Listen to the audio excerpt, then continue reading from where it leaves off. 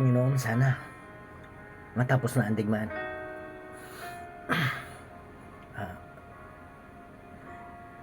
sa gagaya sa aming mahirap na bansa, siguradong di mo na malaman kung ano ang gagawin sa mahirap na bansa. Sana matapos na po ang digmaan. Kamusta kayo mga kaibigan? Andito na naman si Jeremias Kumbis. Ngayon, magseryoso muna tayo. Maraming salamat doon sa mga nakapanood sa mga video namin sa Baguio. At yun talaga, obligasyon talaga. Akala nga namin hindi matuloy kasi kung walang biyahe talaga, mapupospon yung kasalan. Ay sa awa ng Panginoon, nagkaroon naman ng biyahe galing Dubai at natuloy po yung kasalan. Maraming salamat Panginoon. Sa lahat ng panauhin doon, mayroon na po tayong mga video. Maraming salamat sa lahat. Ito naman ang ating haharapin ngayon ang crisis.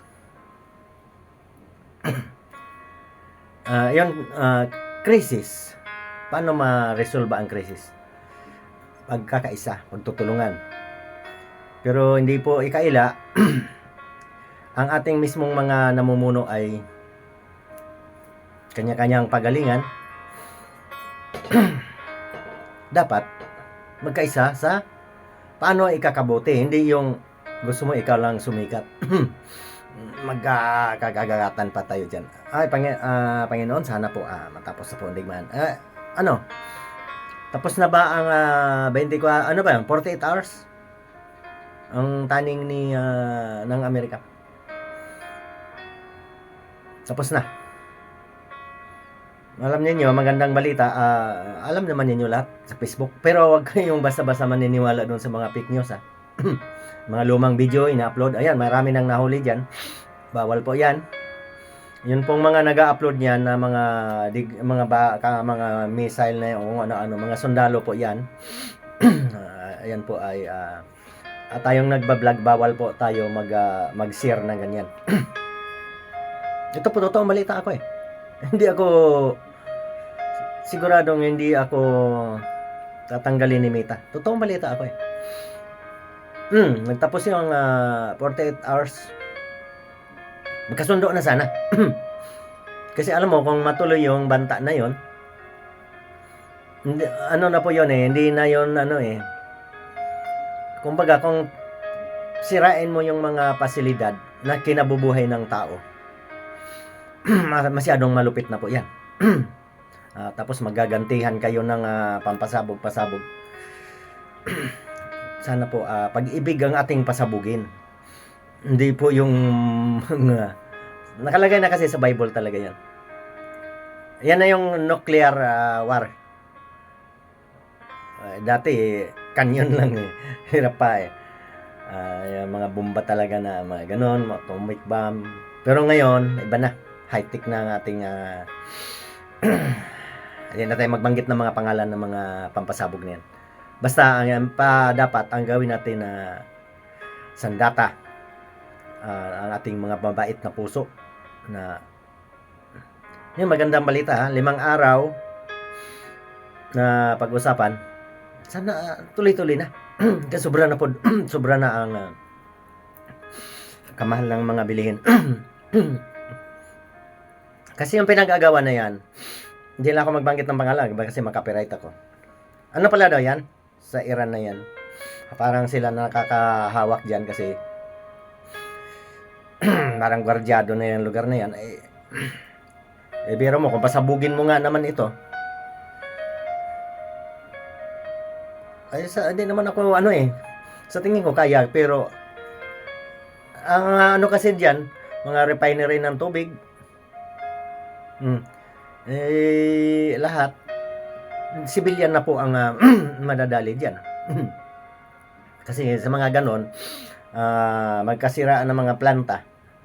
Dito sa atin, madali ko mga inuming tubig, pero dyan sa kanila, sa dagat, recycle po yan. Pag yan po ang nasira, civilian, mga bata, talaga pong masasawi. Din natin haba nating video. Kumusta sa Bohol? Mama Carmen, Manaw. Ano ba ngayon? March 25 ba ngayon? Brad, Lodi, uwi si Pumpi. Hindi ako makasama kasi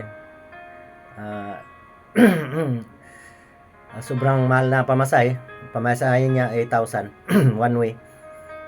Kung dalawa pa kami, sa bagay makaya naman, pero mangungutang at mapipilay din yung hanap buhay dito kung dalawa kami. Kaya po maiwan na ako dito. Pasensya na kayo dyan. Tutulungan tayo ng Diyos. Huwag na mag-alala. Papaklimi, magpalakas ka. Kasi pag nag-umpisa kasi na nakaratay ka na, talagang mahirapan. Kaya pilitin po natin na hindi po tayo nakahiga lagi. Palakasin ang loob lagi. Alam ko naman, lagi kayang nananalangin. Yun na lang. Hanggang dito na lang. Pasensya na kayo lahat dyan sa Bohol.